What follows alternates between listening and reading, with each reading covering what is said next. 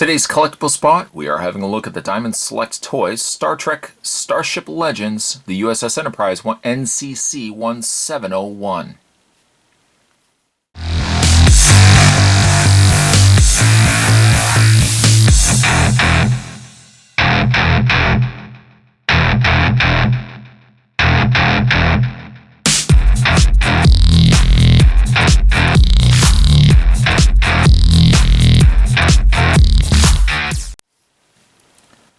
This electronic starship is from Star Trek II, The Wrath of Khan, and of course would feature all the following phrases and sound effects.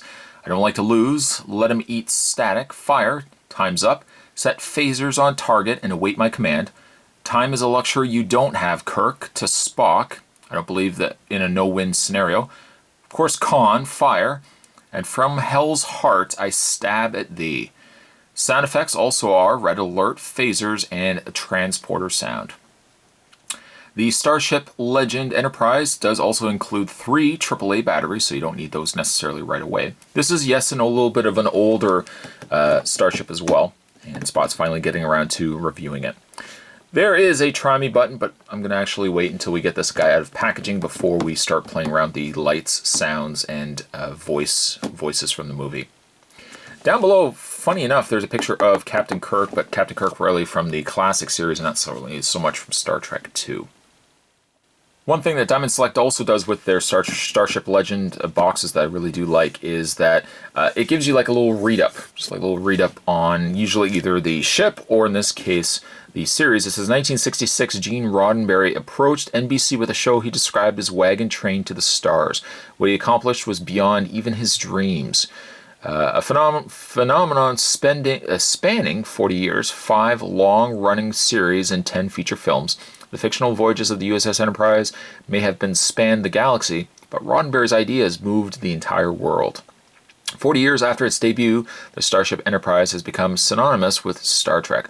Launched in 2245, the Constitution-class U.S.S. Enterprise NCC-1701 is perhaps the most famous starship in Federation history. Under the command of Captain Robert April Christopher Pike, and most notably James T. Kirk, the Enterprise was responsible for making first contact with a variety of intelligent species, making scientific discoveries, and even defending the entire galaxy against hostile forces.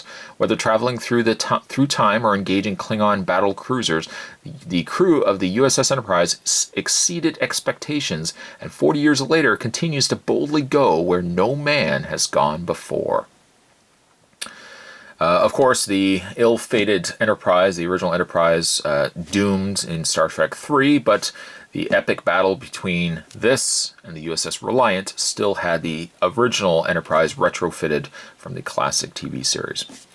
Other things produced by the folks over at Diamond Select Toys that you can pick up are the Science Tricorder, the Classic Communicator, USS Enterprise NCC-1701E, the Klingon Disruptor, and the Minimates USS Enterprise NCC-1701 with Captain Kirk, which is also another piece that I ended up reviewing. That being said, Spot's going to take a break. I'm going to get this guy completely out of box, and when we come back, we're going to get a better look at the Star Trek Starship Legends USS Enterprise NCC-1701 from Star Trek II, The Wrath of Khan. Don't go anywhere, guys. There's more heading your way. Stay tuned. When you get the Starship Legends Enterprise out of packaging, you are treated to 2 things. For starters, a really neat display stand. The display stand has varied from starship to starship, but roughly about the same idea. You have the Starship, the Starfleet, I should say, insignia as the display stand, and usually then you have a curved piece that sits atop it with the ball joint at the top. I'll show you how that works with the Starship when we get that set up. The other thing you also get is 2 different plates. Now currently you see that the Enterprise is with a finished under plate. That means it won't attach to the display stand. So what you want to do is take this piece, unscrew this bottom plate, and replace it out with this one here. It's pretty much exactly the same. The only difference is this one has the hole that you want to use with the display stand. Removing the plate is extremely easy. You're just going to take a screwdriver and get into the one screw that's located at the very back of the plate. Then once unscrewed, you're going to take the plate completely off and switch it out with the other one that's included. Actually, while I have the plate off, it's a good opportunity too to show you where the batteries sit in, but also the switch that you're going to want to switch when you get it out of packaging. It will be defaulted to try-me, meaning that when you press the top saucer section, it's only going to play one phrase. It's going to play Kirk screaming "Con," and it will play that over and over and over again. Switching over to full play mode will not only cycle through that voice clip, but also the other voice clips and all the other sound effects as well. So you want to make sure you switch this over to full play mode. And once you've got that plate changed out, the Enterprise will clip into the ball socket of the display stand. It's a bit of a snug fit to get it attached with that ball joint, but once in place, you got yourself a pretty shelf-worthy display piece. And on the display stand is really where a lot of these Starship Legend ships really shine. For that reason, I don't even know why. I guess I appreciate the fact that they would include the interchangeable plate if you want to not so much attach it to the display stand. But for really how cool this guy looks on a display, I don't know why you wouldn't want to display the Enterprise not like this. I mean, this is a really great way to showcase the piece. So let's get a little bit of a closer look at the U.S.S. Enterprise. I keep wanting to say the U.S.S. Enterprise A, just because the movie, so much of the time, it was more so the A anyways. But this is the original U.S.S. Enterprise from the classic TV series, retrofitted for the adventures that they would partake in the movie. It's roughly about the same sort of Enterprise. Of course, the more famous than the rectangular nacelle thrusters on the back there versus the round ones that the classic series had. Also, the front deflector dish has now been changed out to this blue versus the actual dish that would have been on the classic series. The ship itself is gorgeous. Paint is very clean. Paint is very nice on it. I suppose as one thing that I'm not too crazy about is the pearlesque white that they've used for the ship.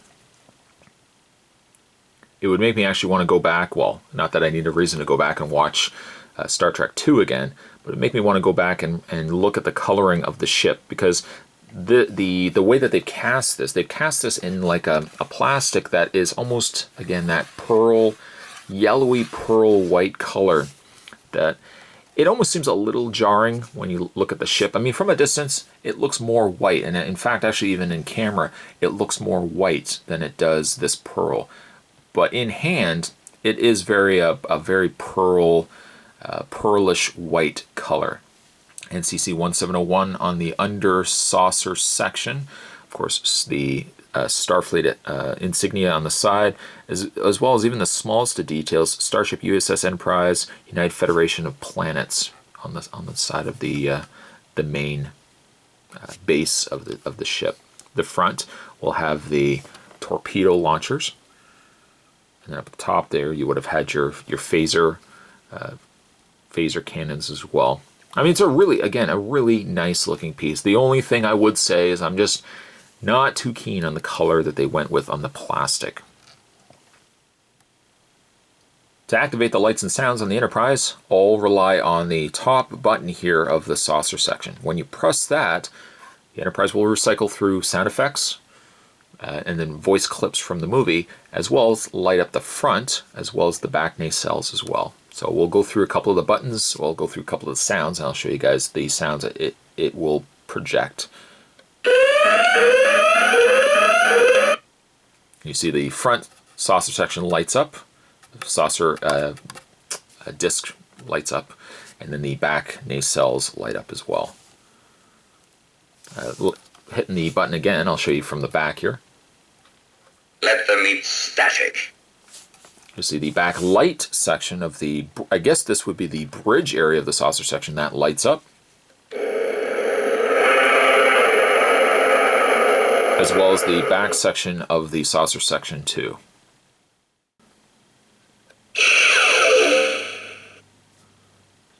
Time's up, Admiral. Synth block phaser target and await my command.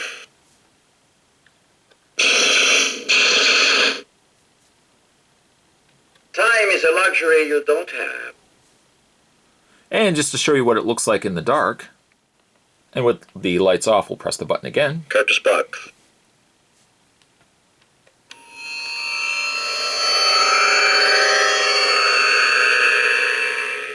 You can really see how bright this blue also lights up on the Enterprise. I don't believe in the no-win scenario.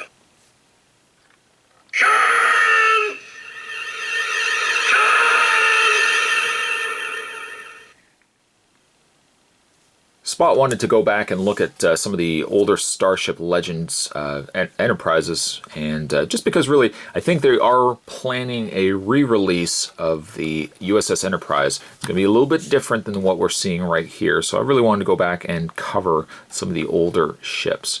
This ship is still beautiful. It's just really a well-painted piece. Again, I'm not crazy about the coloring choice that they went with on the plastic, but the overall aesthetics and design of the piece really look phenomenal. This is also, if anybody was to wonder, this is also my favorite Enterprise. For one better, I should say, my favorite Enterprise is the Enterprise NCC-1701A, but still, the movie, the classic series movie Enterprise is still by far my favorite of all the ships. Today's collectible spot was having a look at the Diamond Select Star Trek Starship Legends, the U.S.S. Enterprise NCC-1701. I keep wanting to say A, but it's not the A. The Enterprise from the Wrath of Khan. Stay tuned, guys. Spot's going to have more collectible spots heading your way. Thanks for watching, as you always do. I'll see you next time. Fire!